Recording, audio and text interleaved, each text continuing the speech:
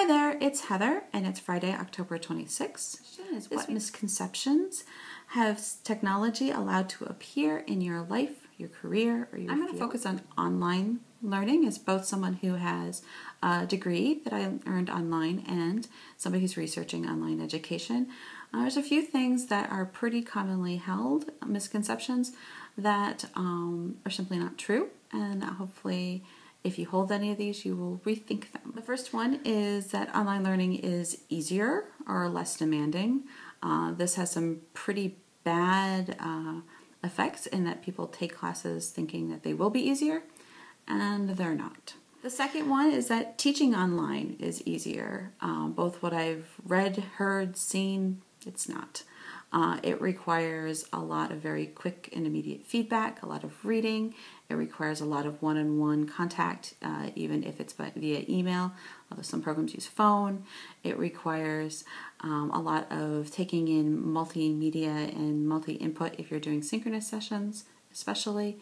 It is not easy, and it's often done with very little support, especially technical support.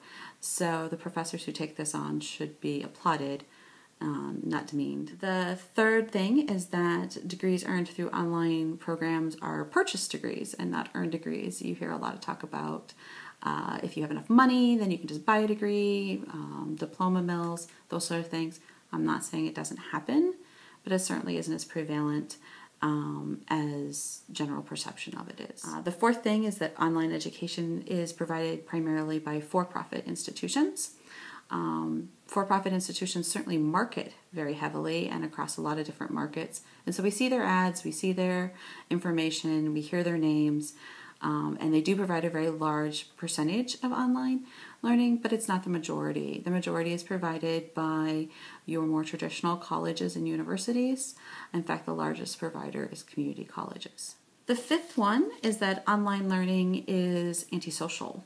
That it attracts people who are loners and don't want to be social with other people, and that dropouts and those who haven't succeeded turn to online education. And while online education certainly provides a home for people who are maybe less comfortable in social situations, it's not necessarily any better for them, and it certainly isn't that true that most people who go into online education are antisocial. In fact, a very large percentage of them have careers, families, and social lives that make maybe looking at college to find those things less necessary. The sixth one is that online education is for adults. In fact, I think most people would imagine that it's just for undergraduates. While there's a very large percentage of undergraduates in the online learning population, there's actually online learning that goes everywhere from preschool all the way up through adult and continuing education and graduate study. So that's different. It's certainly used for different reasons. A lot of times for the younger groups, it's used to target students who fall behind because they're ill or have some type of obstacle to attending school for a period of time. It is used heavily in homeschooling. It can be used by parents who are trying to give their children an edge or something to do over the summer so they don't fall behind. So it has a lot of different uses with younger groups, but it is still really important to understand that that is there. And in fact, some high schools are actually requiring students to have at least one online course before they graduate so that they have that experience. 7 is that online education is a distance thing. While it's true you can be in an online program with students from all over the world, the vast majority of students turning to online education live within 60 miles of the place that they're getting their education from.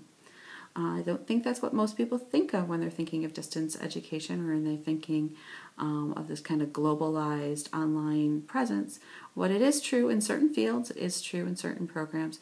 It's not true in general. The 8th one is that professors providing online education are less qualified. For the most part, you're going to find that the professors providing online education hold the same qualifications that we would expect at an institution of the type they're at. Master's degrees at community colleges, doctor degrees, master's degrees, EDDs at four-year institutions, depending on the type and purpose of the course.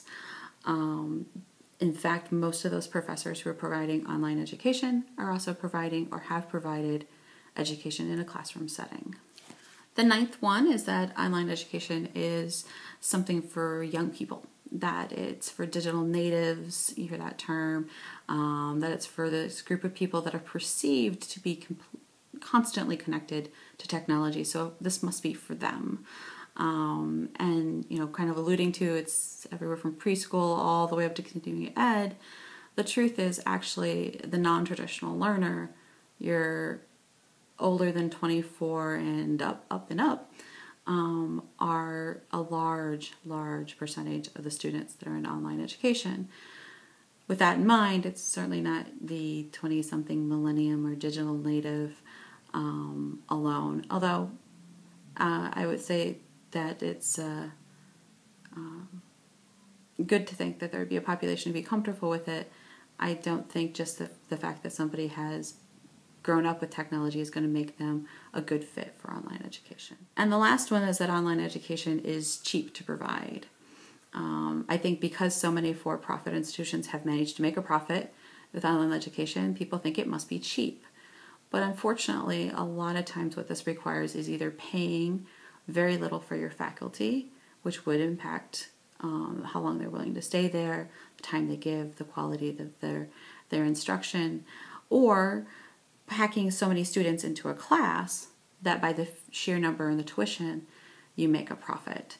This is not the norm or the best practices that are used by most institutions. And so most institutions don't find that it's cheap to provide. There's a lot of infrastructure, there's a lot of support needed to do it well. It's going to be just as expensive to provide as your traditional coursework is. So those 10 things to think about, 10 things that I hope if you had as conceptions, you'll maybe reconsider. And I look forward to hearing what other misconceptions and things I can learn about from the rest of the group. Have a great week.